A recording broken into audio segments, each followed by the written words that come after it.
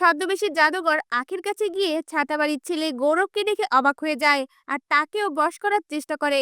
এমনটাই দেখতে চলেছেন দুই শালিক ধারাবাহিকে। ছদ্মবেশী জাদুকর নিউজের মধ্যে ঝিলিক পালানোর ঘটনা জানতে পেরে আখির কাছ থেকে সেই গয়নাগুলো নিয়ে আসার জন্য নিজেই বুড়ো বটতলা গ্রামের মধ্যে চলে যায়।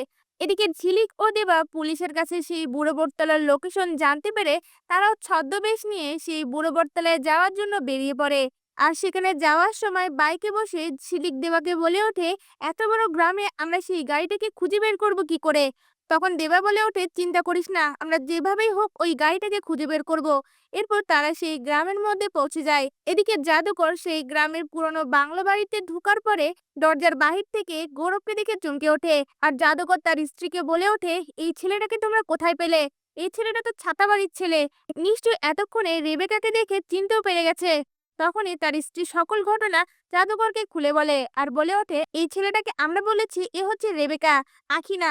তখন জাদুকর একা একাই বলতে থাকে, বাহ, এবার আমার হাতে দুটো চাল, আমরা দুটো অস্ত্রকে ব্যবহার করব, একেও আমাদের বশ করতে হবে। এরপর ছদ্মবেশী জাদুকর গৌরবের রুমে যায় আর গৌরবকে বশ করার চেষ্টা করে। এদিকে ঝিলিক ও দেবা সেই গাড়ির লোকেশন খুঁজে বের করে সেই বাড়ির সামনে পৌঁছে যায়। তা ভিউয়ার্স, ঝিলিক ও দেবা যদি জাদুকরের সকল চাল ভেস্তে দেয়, আপনাদের দেখতে কেমন লাগবে? আপনাদের মতামত আমাদের কমেন্টে জানান। ধন্যবাদ।